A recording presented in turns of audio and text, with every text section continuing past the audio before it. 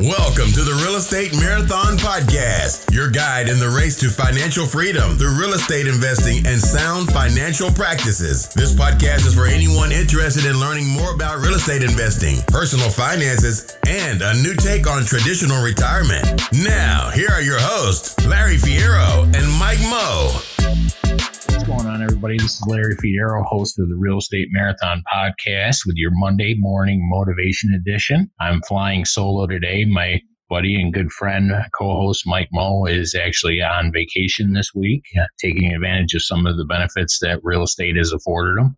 He is in Hawaii for 9 or 10 days. He's supposed to be flying back sometime tomorrow, I believe it is. But I'm doing the Monday morning motivation by myself and just wanted to let you know that some of the benefits that real estate has afforded us is the ability to take a 10-day vacation in Hawaii. So it's one of those things that we can use to motivate us to do a little bit better, get our rental properties bought, get our cash flow up there.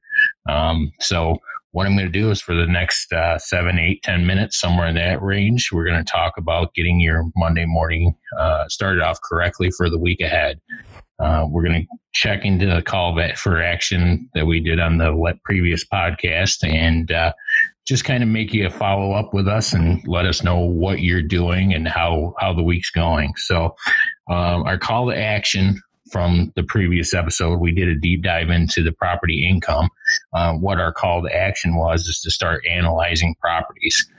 Get out there, talk to people in the market, check with property managers, get on Zillow, check and see what situation is with the market that you're looking into, and want to check and see how that's going with you. You got to start making these phone calls, check on Zillow, look into the properties in your target market and just see what you got going on. Are you going to be able to make money? Is it going to cash flow properly? That's all part of the due diligence for making sure that your investing career gets started on the right foot.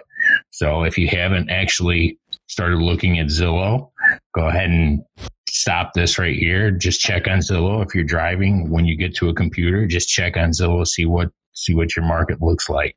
So the motivation for this week, we're kind of coming up to the holidays. It's a few days before Christmas here and start getting a little reflective on some of our previous shows. Wanted to talk a little bit about your credit score. It's one of my favorite topics. I know Mike loves the credit score topic. He's not a big fan of the numeric number that they put on it, but it is definitely a necessary evil. And I use it as a gauge to let me know how I'm doing in my investing career. So what you need to do for this week is you really got to start getting a handle. We're coming towards the end of the year. We're looking at going into January, February. You need to start off this year on a strong note with your credit score. I can't stress enough how important the credit score is, because everything that you do is based on your credit score. Anything you buy, your car insurance, you really got to know what your number is. You really got to follow up with that, do everything in your power to improve your score, get to the 750, 800 range. You know, I try not to stress it enough, but it's one of those things that you guys really have to have a handle on, because if you don't have a good credit score, that sends a clear message to the people that would be lending you money that you actually are irresponsible with money, can't not necessarily be trusted, but can't manage it properly like the banks and the mortgage companies need you to. And that's definitely not the message that you want to send to them. You have to start today and make it one of your priorities.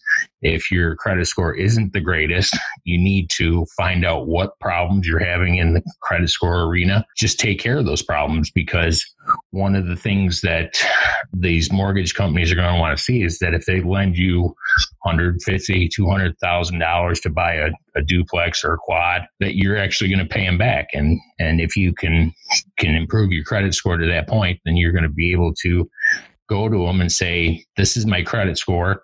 I'm trustworthy with money. I know how to handle my money, financially responsible. I use sound financial practices. Just trust me with the money, because it's a sure win, because you're going to be getting your money back. So what I need you to do is start the new season, start the new year. I generally recommend people start with annualcreditreport.com.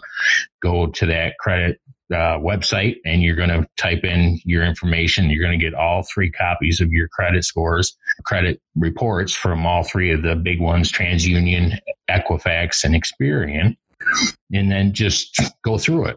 Look for any kind of discrepancies. Look for any wrong information. And then you have to go through and dispute anything that's incorrect on your credit scores. And that's a good first step. And if you find inaccuracies where you know that it's not you, the bill on there is being reported incorrectly, you didn't take out this loan for something, any number of things. I read a report once that said that a majority of credit reports out there have some sort of informational inaccuracy, if you will, errors that you need to fix. And the only person that cares about your credit score is you, because most of the people can't get access to it. And the credit reporting agencies, they're not going to remove it unless they're told or notified that your credit score is incorrect. What you need to do is go to that annualcreditreport.com, print out all of your credit scores. They're usually, 15, 16 pages long, line item by line item, go through it, mark every inaccuracy, and then go about disputing it. Because once you get that corrected, then you can look at other things that are accurate that may be a problem. Do you have missed payments? Do you have too much credit utilization on your credit score?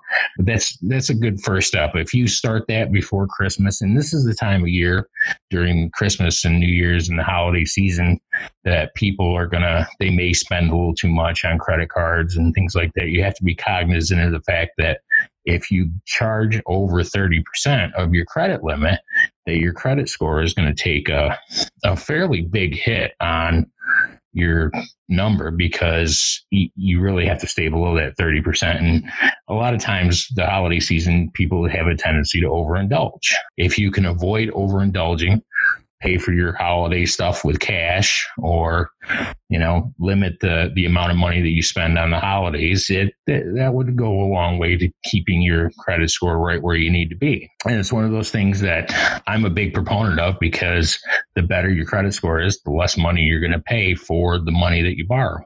So your interest rate is going to be lower.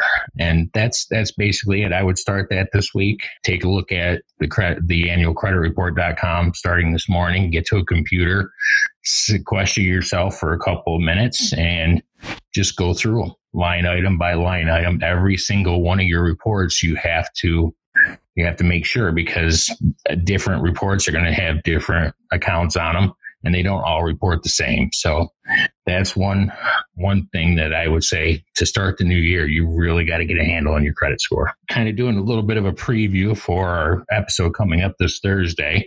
We did a deep dive into the income of rental property on the last episode. This coming episode, we're going to be doing a deep dive into the expenses. You can improve the return on investment of a rental property in a couple of different ways.